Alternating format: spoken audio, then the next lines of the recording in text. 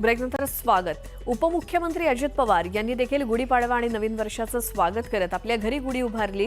राज्यसभेच्या खासदार आणि तालिका अध्यक्षा सुनेत्रा पवार यांनी त्यांच्या निवासस्थानी गुढी उभारून नवीन वर्षाचं स्वागत केलं। यावेळी अजित पवार यांच्या आई आशाताई पवार, धाकटे चिरंजीव जय पवार देखील उपस्थित होते।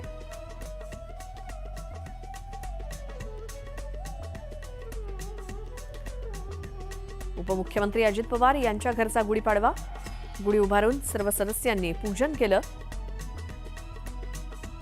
अजित पवार, सुनेत्रा पवार, आशाताई पवार आणि जय पवार हे आपल्याला दृश्यात दिसतायत आणि सहकुटुंब बारामतीमधल्या आपल्या निवासस्थानी अजित पवारांच्या घरी ही गुढी उभारण्यात आली।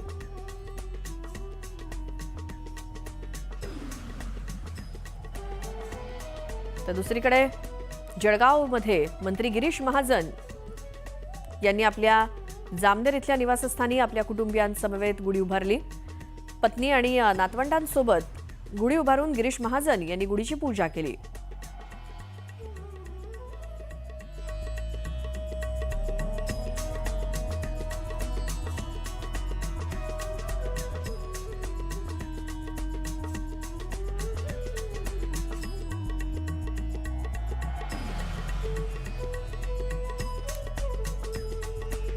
पत्नी साधना महाजन यांच्या सोबतच नातवंडांसमवेत गिरीश महाजन यांनी गुढी उभारून गुढीची विधिवत पूजा केली जळगावच्या जामनेर या इथल्या आपल्या निवासस्थानी।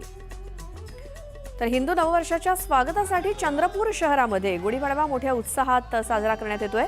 या निमित्तानं छत्रपती शिवाजी चौकामध्ये छत्रपती शिवाजी महाराज चौकात भव्य अशी गुढी उभारण्यात आली। संपूर्ण शहरात आनंदाचं आणि भक्तिमय वातावरण आहे। गुढीपाडव्याच्या या खास सोहळ्यासाठी विविध कार्यक्रमांचं आयोजन करण्यात आलंय। यामध्ये पारंपरिक ढोल ताशा पथकांनी आपल्या वादनानं वातावरण दणाणून सोडलं।